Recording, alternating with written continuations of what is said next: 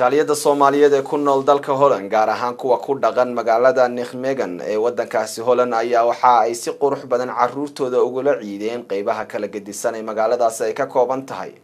Soomaalida ku dhaqan magaalada Nijmegen ee dalkaasi Holland ayaa caruurtooda kula ciiday xarunta caanka ah ee Monkey Town halkaasi oo caruurtu ay ku dabaaldegayeen ciidi isla markaasina waxa muuqatay farxad iyo reereyn ay muujinayaan. Soomaalida ku dhaqan dalkaasi Holland gaar ahaan magaaladaasi ee ciida weyn isugu soo baxay xarunta Monkey Town iyo caruurtooda oo markaasi farxadda iyo reereynta ciidu ay ka muuqatay.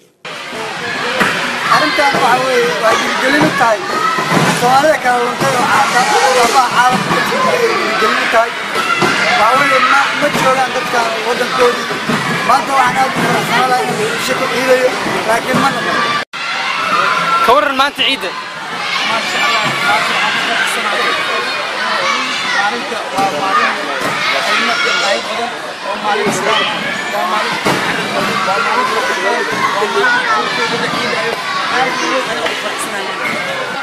maanta waxa waa sida wada ognahay munaasabada maalinta koowaad ee Ciidul Adha sida awgeed waxaan rabnaa inaan farxadda la wadaagno muslimiinta dunida halkaas ay nool yihiin carruurta Soomaaliyeed gaar ahaan kuwa ku nool magaalada Nijmegen waxaan ugu talagalnay inaan maanta ka farxino oo waxaan keenay meelaha ay carruurtu ku ciyaaraan.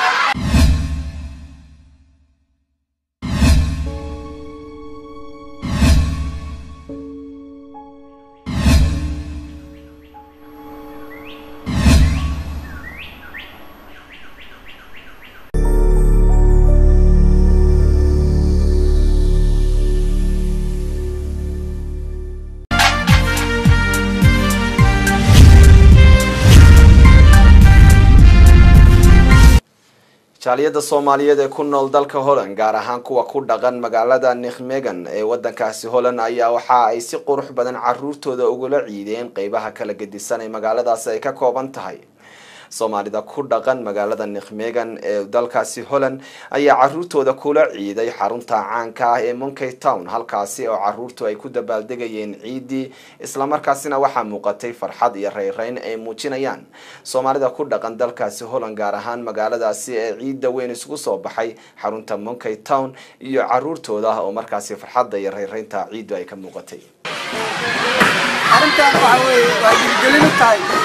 Soomaalida kala luntay oo caalamka gelin tahay